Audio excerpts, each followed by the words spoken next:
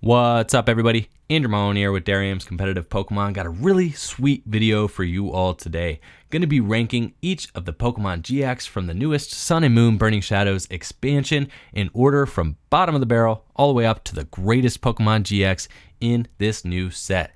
Didn't come up with this list on my own. The employees from Derium's helped me deliberate and think about the order of this list very carefully. We deliberated for like an hour talking about where certain Pokemon should fall, who's better than who, and this is the list we came up with and finalized for this video. So going forward though, I really want to do a video where we rank each of the Pokemon GX ever released from all three Sun and Moon sets so far, Sun and Moon, Guardians Rising, and Burning Shadows. I want to rank all of them. There are like over 40 GXs that have been released, and I want to do an ultimate ranking video where I rank each of them for you guys, but I want your help. And you can help me by filling out the survey and the Survey Monkey link below in the description. So I want to get as many respondents as I can to the survey, so it's like a people's choice ranking Pokemon GX. Awesome video. You guys can help me out with that. So please go to the link, help me out. You can just drag and drop the listings, get them how you want, and then submit, and I'll see all of your responses and they'll all get combined together for this upcoming series that I'm going to do. So without further ado though, let's get started on the Sun and Moon Burning Shadows ranking of Pokemon GX.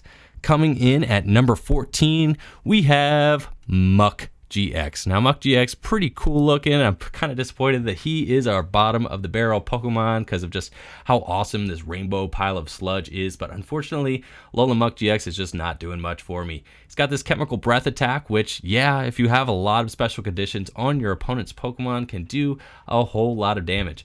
Maybe if you burn, poison and paralyze the opponent, you could chemical breath for like 220 damage, but at the end of the day, that is a lot to ask. You could play this Salazzle, the stage 1 Salazzle, which poisons and burns upon evolution.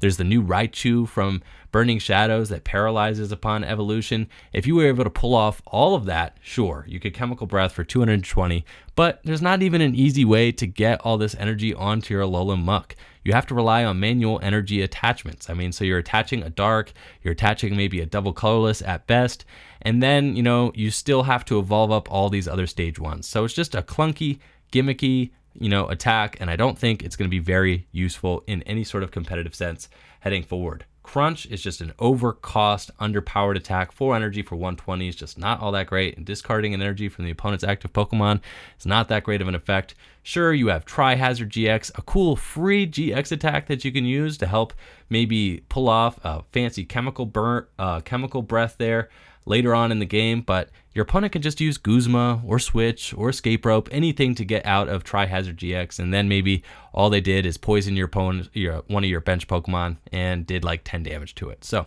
it's just not all that great of a card. Though Alolan Muk is a tank with 220 hit points, he is the number 14 Pokemon GX from Burning Shadows.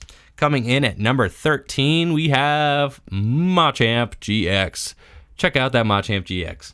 Now Machamp is okay, he's got 3 attacks, Crosscut, does more damage to evolution types Pokemon, 3 energies for Bedrock Breaker, 130, discards at Stadium, and then Muscle Punch GX, nice one-hit KO attack, strong energy could be used with Machamp, 250 hit points, nothing to scoff at, but Machamp is more or less just outclassed by other fighting cards. An expanded Landorus EX is just a better card. Zygarde EX in standard is just a better card. Zygarde EX has 190 hit points, so pretty good for a basic Pokemon, and then has 1 energy attack, and then it has that tool that allows it to use All Cells Burn to do a nice one-hit knockout attack as well. So you could pair Machamp GX with Carbink Break, to accelerate to it, but at the end of the day, it's just a lot of setup, and there are just better cards that exist. So this is why Machamp is rocking that number 13 spot.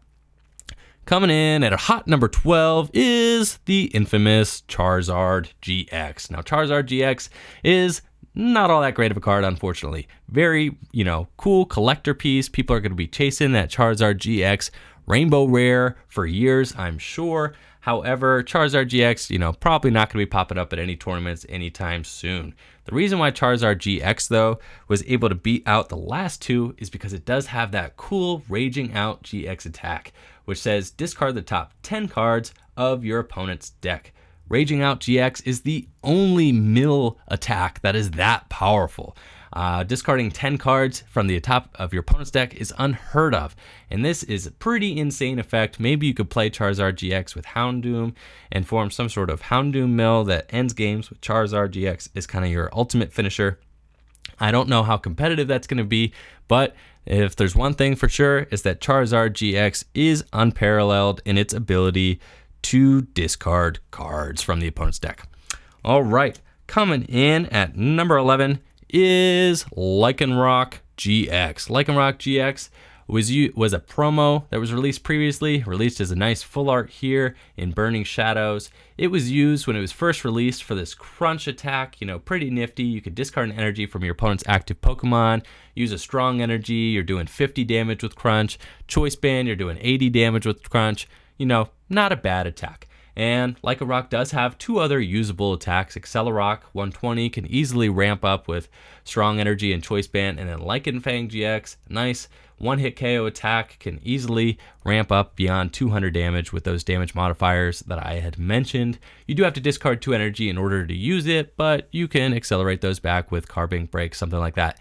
Now, the cool thing that Lycanroc does have going for it is that it does have the other Lycanroc that you could play, the other Lycanroc GX that you could play alongside this one, which can bring up Pokemon on your opponent's side of the field. That's a really good ability. So Lycanroc does end up at the number 11 spot. Moving on, number 10, we have Salazzle GX. Now, anybody who'd watched my Cards of the Day series, I did give Salazzle GX a little bit of a hard time in my Card of the Day. But Salazzle GX is, while it's not the greatest competitive card, I don't expect it to be seeing a ton of play or any play at all for that matter. Diabolical Claws is a pretty good attack. I have to give it that. It does 50 times the amount of prizes that you have already taken. So if you've taken 3 prizes, you could do 150 damage with Diabolical Claws, which is just a 2 energy attack, which that's just great math. 2 energy for 150 damage is excellent, no matter which way you cut it up. Add a Choice Band on that, you're doing 180, easily knocking things out. By the time you've taken 4 prizes, you're doing 200 damage for 2 energy. That's fantastic. So really, Diabolical Claws is the reason this thing was able to move up in the rankings and finish at that number 10 spot. Moving on to number 9, I have Ho-Oh GX. Now, Ho-Oh GX was a card that inspired a lot of debate in the Derium shop. I originally had Ho-Oh GX much lower on my ranking, but some of the people in Derium's shop were able to convince me that Ho-Oh GX should be higher up on the list. Ho-Oh GX, does have 3 attacks. I think Sacred Fire is generally outclassed by Alolan Ninetales GX as far as snipe goes, since Alolan Ninetales is able to do the same thing, but for just less cost, right? And then Phoenix Burn, 4 energy for 180. I didn't originally think that was that great of attack. Yeah, Ho-Oh GX does have a solid 190 hit points. It's a fire type Pokemon that has an alternative weakness, so that's great. It's not weak to water. But my friends in the Derium shop were telling me that, if you Kiawe turn 1 to a Ho-Oh, Phoenix Burn is pretty oppressive. As any opponent staring down a turn 2 Phoenix Burn is going to be, lost for words, trying to figure out what to do in order to deal with this thing. They were telling me, you play it with Turtonator. If the Ho-Oh goes down, you can just Nitro Tank the energy back. So even though I think that Ho-Oh GX generally is not the most competitive card, I think personally the Volcanion EX is just a better option. You could use the Steam Up, and then there's no reason not to attack with Volcanion EX. You could just use its Volcanic Heat attack and then, use Steam Up to power that thing up and get it to the same kind of damage ceiling as Phoenix Burn.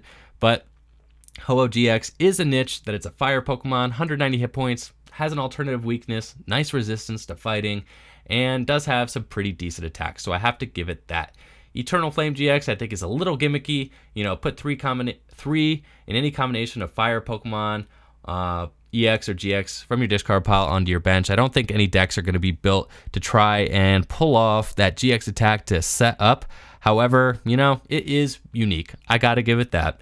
So Ho-Oh comes in at the number 9 spot. Moving on to number 8, we have Noivern GX. Now, Noivern GX I don't think is going to be very good in standard format. In standard format, in the upcoming year, Noivern GX is losing that double dragon energy, which it just hurts for Noivern.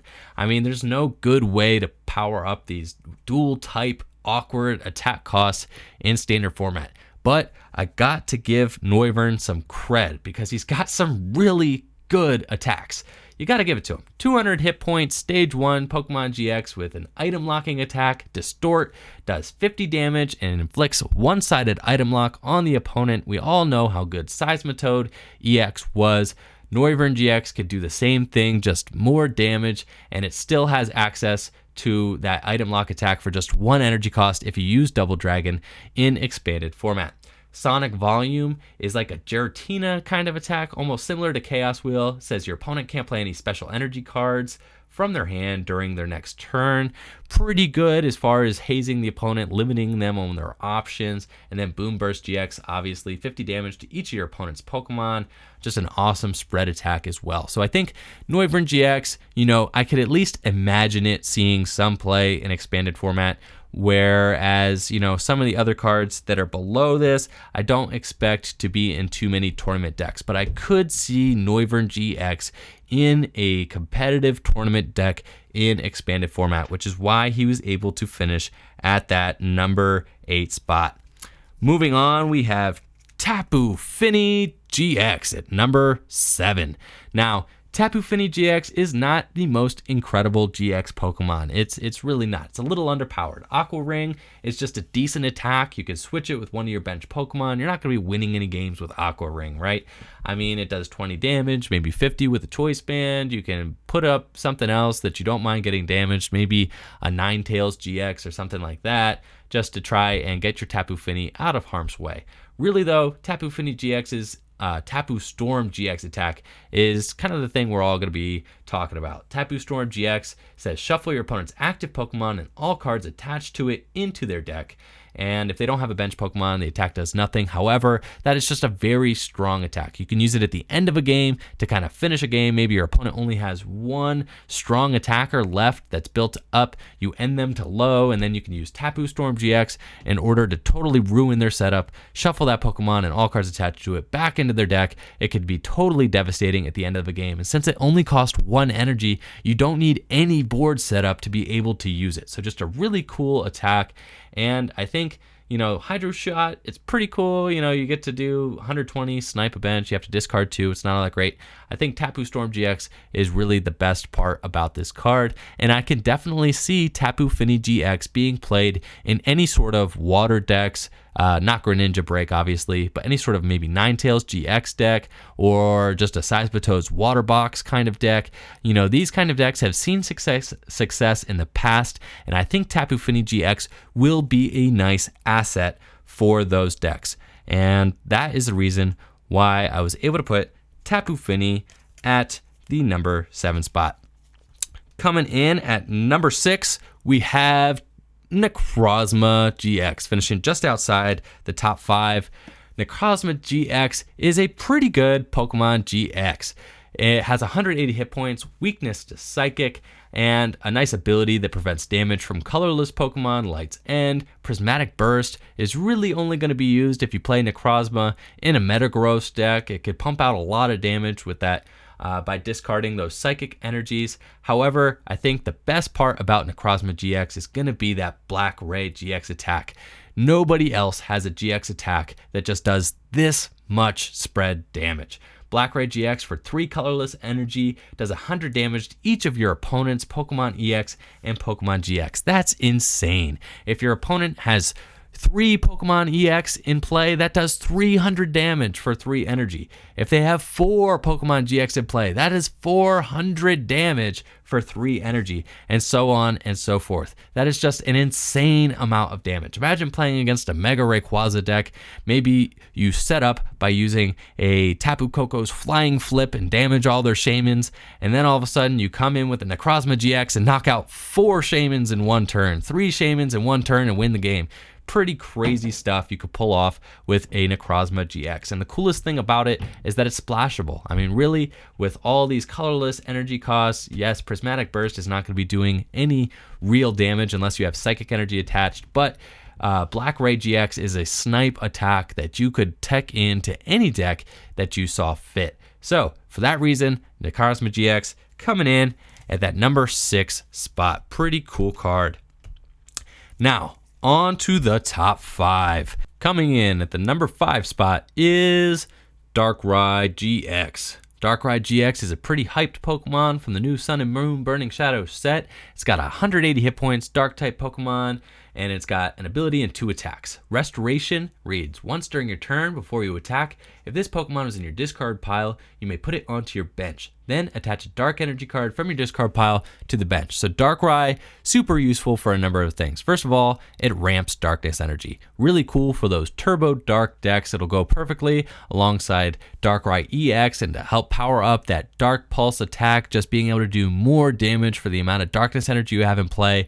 If Darkness Energy falls into the discard pile, you could use Darkrai GX to bring it right back into play. You know, play that alongside Experience Share, things like that, to help flood the field with Darkness Energy. Really cool in that regard. Also going to be good and expanded. You could use Battle Compressor to send this thing and a Darkness Energy to the discard pile, and maybe power up an early Dark Cleave very efficiently with Dark Patch and these kind of tools that it has available to it in expanded. Also going to be good in expanded with that Dead End GX attack.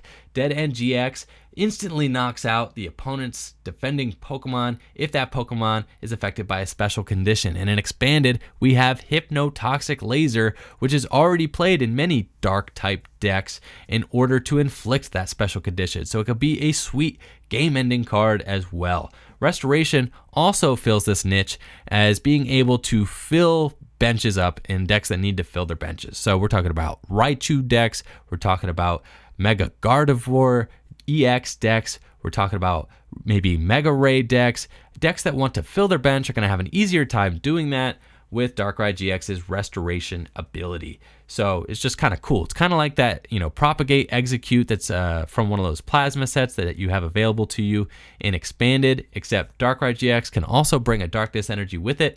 Also, Darkrai GX not going to be a liability like that Execute is with just a lowly 30 hit points. Darkrai GX has a formidable 180. So a nifty ability there on Darkrai GX paired with a couple of strong attacks makes Darkrai GX a great Pokemon GX, coming in at number 5. The number 4 spot, we have an already proven card. This is a new print of it. Tapu Bulu GX. I love this card. This thing is so sweet.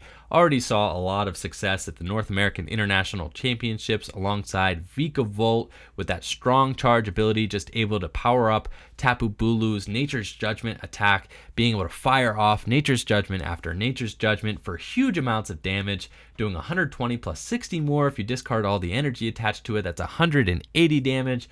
Choice band included, you're doing 210. It's got an awesome GX attack, Tapu Wilderness GX, 150 damage. You can heal all the damage off your Tapu Bulu. So it just makes this thing a sweet tank in this Vikavolt deck. I mean, really, the Vikavolt deck thrives off of Tapu Bulu, and since that deck is already an established and successful and proven archetype, giving Tapu Bulu the number 4 spot. I mean, this thing is great. It's got no weakness to boot, 180 hit points, 3 formidable attacks. This card is awesome, and it's going to stay good in the upcoming standard format, making it the number 4 spot on my list of top Pokemon GX from Sun and Moon Burning Shadows. Coming in at number 3, this was pretty deliberated. I'd had him originally down a little further on the list. Some people wanted him a little bit higher, but I put him at the number 3 spot. I think it's very fair for Marshadow GX. Now, Marshadow GX is just such a cool card.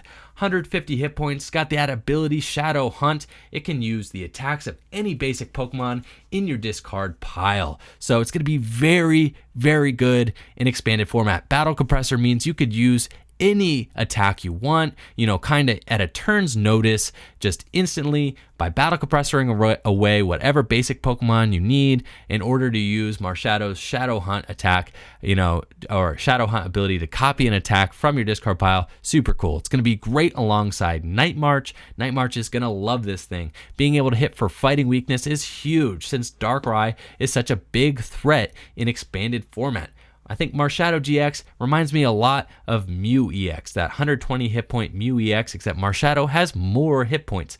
And I think it's actually pretty sweet that Marshadow is able to copy Pokemon's attacks from the discard pile. That means you don't have to have them in play. And since you could have more Pokemon in your discard pile than you can have on the field, it actually means that Marshadow's library of attacks has more potential. It could be even bigger than Mew EX, since Mew EX has to play from something in play, though Marshadow is limited by the fact that it has to be a basic Pokemon's attacks, where Mew EX can copy any attack on the field.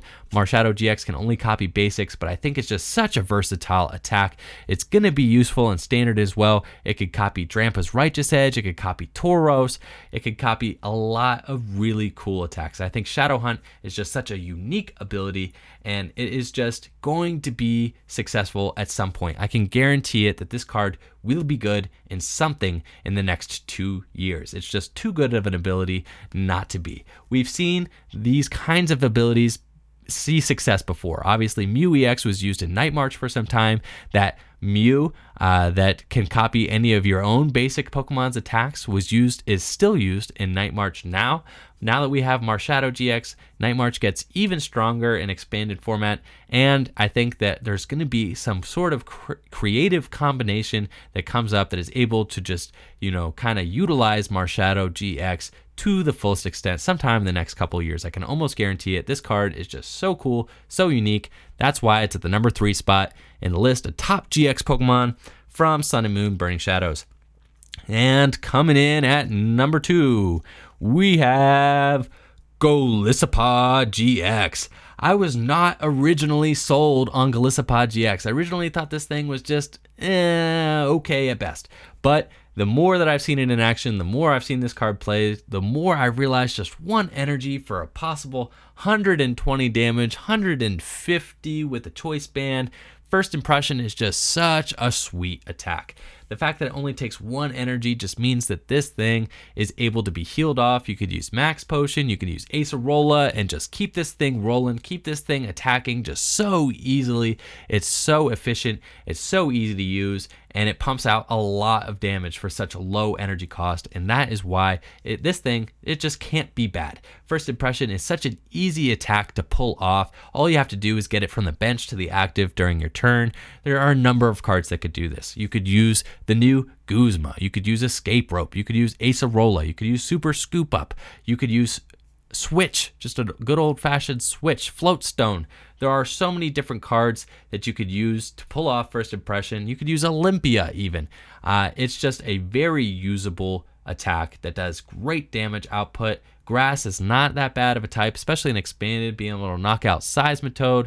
It does have a fire weakness, but because this thing only takes 1 grass energy and then thrives on double colorless, you can pair it with other things. You can pair it even with an expanded, or for Worlds format, you could pair it with the Evolutions, right? You could pair it with that Vaporeon that has the ability, so you can knock out Volcanions in 1 hit anyway.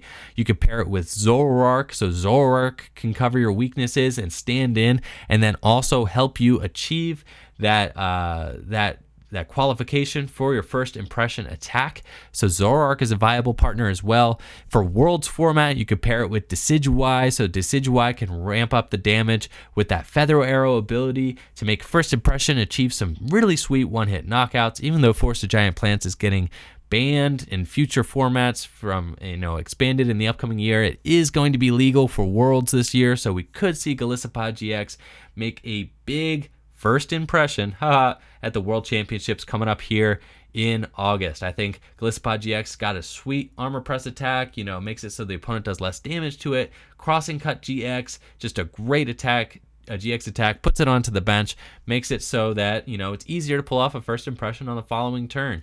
You could Crossing Cut GX with a choice band, pull off 180. It's just really good, well-rounded card. 210 hit points to boot. What more do you want? This thing is awesome.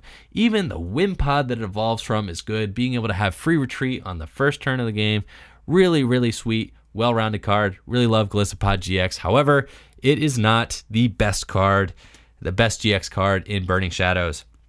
That role we leave to Gardevoir GX, the number 1 GX card in Burning Shadows. Were any of you surprised? We've got the super sweet rainbow rare here to show off for you while we talk about it.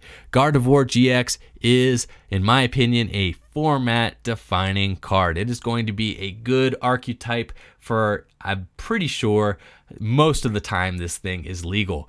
First of all, you can ramp energy to it. Secret Spring, once during your turn, you may attach a fairy energy card from your hand to one of your Pokemon. You can accelerate fairy energy anywhere on the field. The more Gardevoir GX you have in play, the more fairy energy you can attach. And then it goes perfectly with that infinite force attack. This attack does 30 more damage times the amount of energy attached to both active Pokemon. That adds up super fast, especially with that Secret Spring. You play it with fairy energies, you play it with double colorless energy, and then the former best deck in format, the deck that won the North American International Championships, Drampa Garbodor, gets totally wrecked by this thing. Twilight GX, shuffle 10 cards from your discard pile into your deck, totally flips Trashlanche Garbodor on its head. Trashlanche Garbodor's got nothing on this thing. So Gardevoir GX is the great equalizer. It's going to be its own archetype. I can guarantee it. This thing is going to be a card that you're going to be seeing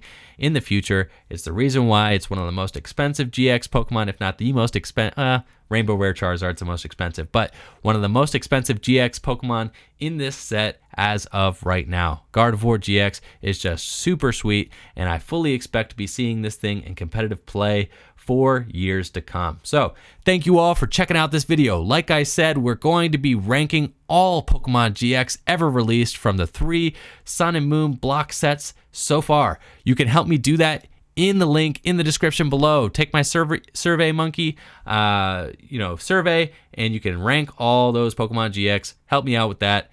Thank you all for watching. Let me know what you think of the ranking that the Derium's crew was able to come up with in the description or in the comments below. Like the video, subscribe to the channel. Peace.